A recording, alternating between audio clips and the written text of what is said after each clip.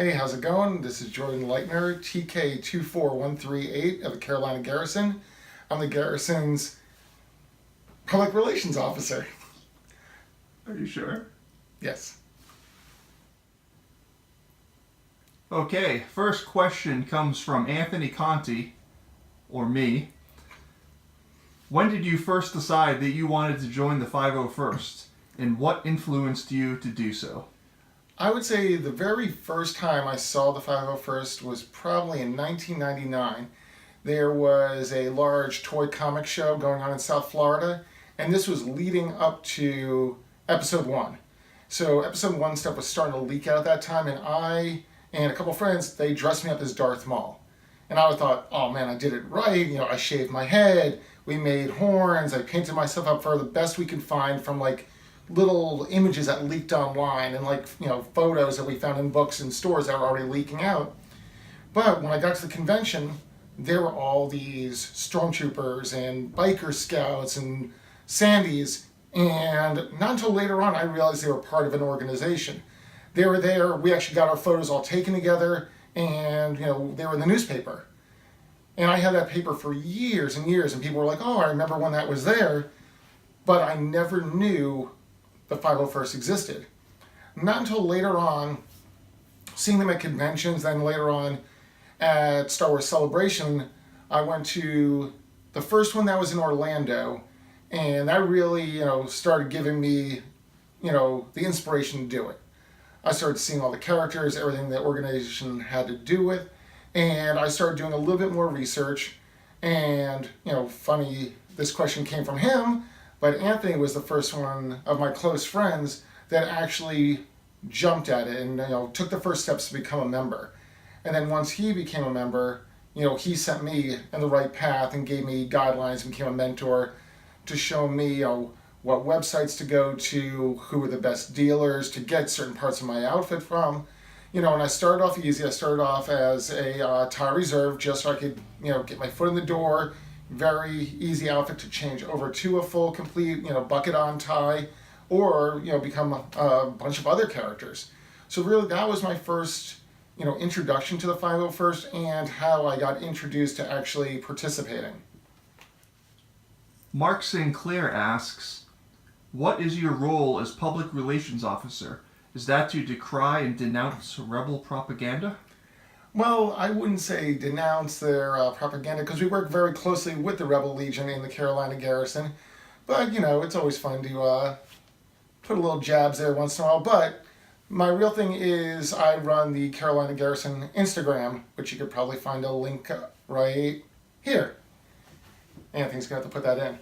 But, I find photos from events or people send me in photos, and I make sure, give them a little crop, a little fancy lighting, some hashtags. So mostly on that, and I just try to find interesting things that wasn't always taken by our members. Sometimes I find amazing photos, when I look at the hashtag for a convention or an event, and I find a great photo, and I take a screenshot of it, and I reach out to that person like, hey, can we repost this? And they're like, definitely.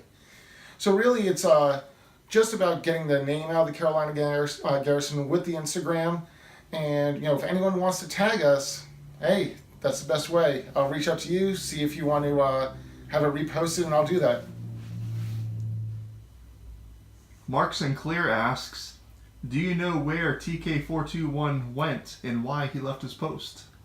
Well, yeah, he left his post because all the rebels that were still on the Millennium Falcon, when it got pulled into the Death Star, knocked out or blasted, we don't know, those 2 scanning crew members, and he got called up into the ship and he got taken care of also. So that's where he left his post. And another question from Mark Sinclair. What costume that you do not have would you want the most? Good question. Right now, I kind of waver a couple different costumes, but I think the one that really, really catches my eye right now, and I would love to do, is maybe the Shore Trooper. There's something on it between the different colors and the rankings on it, and it's weathered, and it's got the perfect amount of armor / doesn't have armor where you don't want it. You can have armor and sit down. Sounds pretty awesome. Aaron Jeffers asks, what costumes are you looking forward to the most when it comes to the new episode, The Last Jedi? Well, we really haven't seen that much stuff. I'm interested to see if we actually get a little bit of information on the Knights of Ren, besides that like small snippet of a flashback we got in Awakens. But right now, I mean, I really like just even the subtle changes to the Stormtrooper with the Executioner one, with the black bells and the insignias and the black part of the bucket. I think it looks really cool. Really makes a costume we already know pop even more. Eric Leitner asks, what happens when you have a bathroom emergency in TK armor? Ooh, good question. Well, always really good rule of thumb, which you should have read over in your trooping handbook, is go to the bathroom before you get in your armor. I always pretty much start getting in my undersuit, and then the first thing I do is ask the event coordinator, I'm like, hey, where's the bathroom? And I make sure to take care of business before I suit up. But I've never had that emergency yet. I've never had to find out a technical way to use the latrine while in armor. Fingers crossed there. But yeah, I mean, I would just say go first. Jason Boyd asks, what has been your favorite experience since becoming a member of the 501st Legion? Ooh, okay, that's another good one. I would say there's so many different levels you can put on. You can put on from doing a really amazing children's hospital where you're there and you're making a difference, and you can see it in the child's face who's having not the best of times, and they've been at the hospital for an extended period, and you're really just brightening up their day, and maybe something that they can take their mind off what they're going through for a certain amount of time, and something they can go back on for however long it's in their fresh memory, to really impact them and just help out just all that little bit. But then on the other end of the spectrum, you get to do amazing stuff with the public. You get to do stuff with a million other troopers when you go to Star Wars Celebration and take the amazing group shot and you look around and you feel like, wow, I'm really part of something large here. And then when you sign up for conventions or even like Weird Al, I mean, luckily I've gotten to do that a few times on stage with them, and it's an amazing experience. I mean, yeah, you got to learn that fun dance, but it's a great time, and it's they appreciate that you're there. Even, I mean, it's not like you're just a hired gun. You're like, oh yeah, get out there, hit the stage. They appreciate that you're there. The crew is really great, but it's a number of things, from the small personal things to the big extravagant things. There's so many different levels to relate to when saying what's your favorite, what's the most memorable, but there's so many great ones. Carolina Garrison asks, how do you feel about the way Han Solo was taken out in The Force Awakens? Was it honorable enough, and do you think it ties into the existing plot? I don't see a way why it cannot work into the existing plot. Like something crazy is going to happen in the next two movies, like, oh, he's not dead. But I think it was honorable. I mean, I think he was a little forced upon us. I mean, as soon as you saw a catwalk with no railings and the mood set in, you knew it was going to happen. Like, we were already there on the edge of our seats during the first viewing, and you're like, oh no, really? Like, you knew what was going to happen. I think it was good. I think it was a very good interaction between Kylo and Han Solo. Yes, we all wish we could have had a little bit more time with Han. I mean, a lot of time has passed since we've been together with him with an on-screen appearance, but I think Harrison Ford recaptured, a role which he always said he would never revisit. But, I think he knocked it out of the ballpark, and, we got what we got. I don't think it's anything that anyone, was mad about. I think it was, maybe a little bit shocking about maybe people who weren't looking into the movie plot or spoilers or anything. But, as soon as that scene was developing, I think before the actual moment, we all knew it was going to happen. Forrest LG, and I apologize if I butchered your name, asks, do you think that we as a garrison should put more emphasis on having troopers sign up for charity troops than Comic Cons? I think that's all dependent on the trooper. Yes, we are a charitable organization, but that's not all we do. I mean, I'm sure there are people that are, in the Legion just because they love to tinker and build. They're model builders, but life-size models and kits. A model kit that you can put on, look in the mirror and be like, wow, this is something I always wanted since I was a kid, and now I get to go share it. But, I would say, doing those things like I mentioned before are great experiences. Not all of us have the time to do it all the time or make every single appearance that gets requested. But, do what you can. If, for some reason the hospital troops are not your thing, then sign up for the other things. There's plenty of other ways, with conventions. I mean, we do Blasted Trooper, Droid Hunt, charity donation collections. We do lots of things that can help organizations like that from a different end. So I say, if the cons are what you're into and building, fine.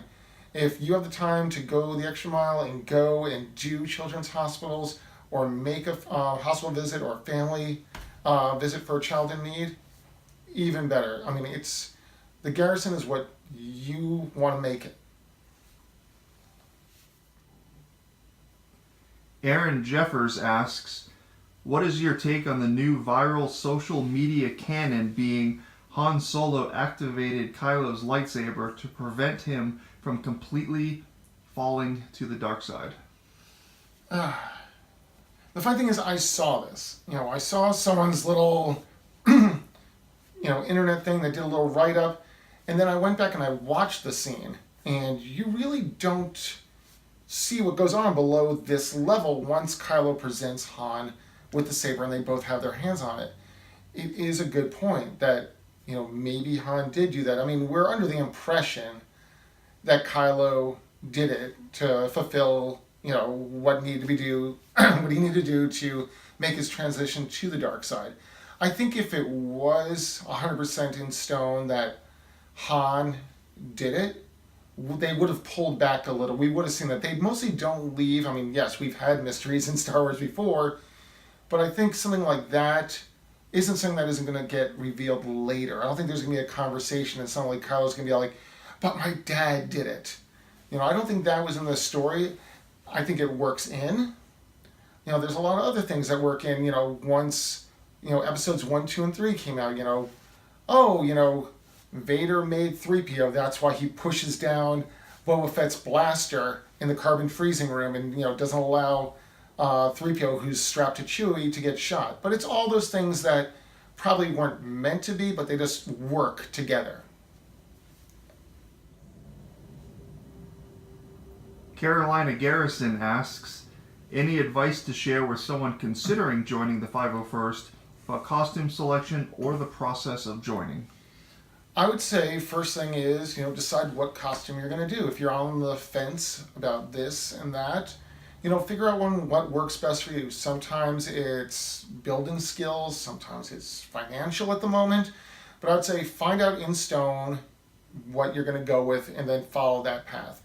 Lots of things you can do. Find out what website caters to the costume of your choice. Join their forums. Start digging into there. Start definitely looking into makers of whatever costume you're interested in. Don't do the eBay thing. Look under, definitely makers that have gotten the thumbs up from other Garrison members. Then join our Carolina Garrison forums. Now you're only going to have, a certain amount of access to a certain amount of pages, but you're definitely going to get a place to ask questions, figure out who's who to go to about certain processes along your build, and you might even find people close to your area that might be able to help you. If you're looking to do a Stormtrooper and you find out, hey, there's 2 guys in my town that just did Stormtroopers and they can point me in the right direction or help me with a build. I will say from my own time, like building my TK, having Anthony, a few steps ahead of me, being able to visualize something and see something, a clamshell open and see where straps go and see where rivets go, it's way easier to actually see something in person. You know, it's way better to see something visually than having to read something. Eric Leitner asks, which character or costume that currently doesn't have a CRL would you want to be the first one to ever do?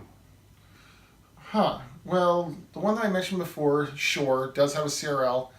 The other one I've always really liked, which I've seen people do amazing costumes of, but there isn't actually, a CRL in stone yet for, which I don't understand why, but other people have said it's in the works, is a Bosk.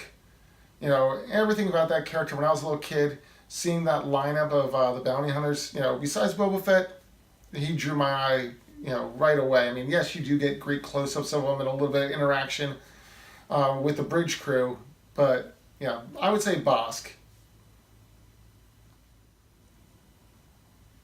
Jason Boyd asks, what's the best way to get pictures to you to post to the Garrison Instagram page?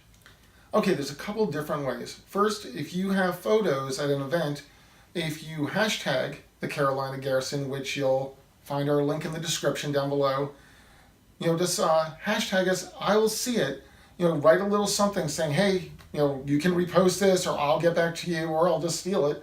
That's the best way. Other ways, you can send stuff directly to my Garrison email. I made one. Link will be down below in the description. And those are probably the best ways of getting it to me. Also using for existing Carolina Garrison members, putting lots of photos on our Facebook page. I will repost those. So I think there's a couple different ways that can get photos to me. Really good thing is get nice, clear photos. Interactions are great. Things that are going on, not just candid. Candid ones are great. If a new costume came out, we want to get some great shots of it up and congratulate someone, but let's get those interaction photos going. All right, well, I just want to give thanks to everyone who submitted questions. Hope this was a little informative and fun. So next person I want to see from our Garrison get a set of questions is Katrina, our charity representative.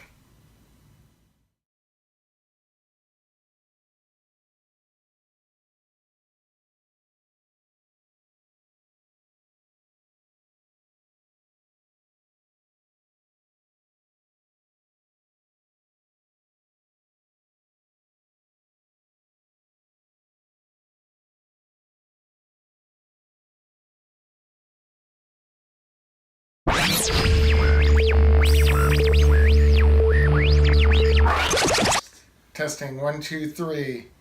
This is for the Garrison. Boom, boom. What's your favorite ice cream? Vanilla.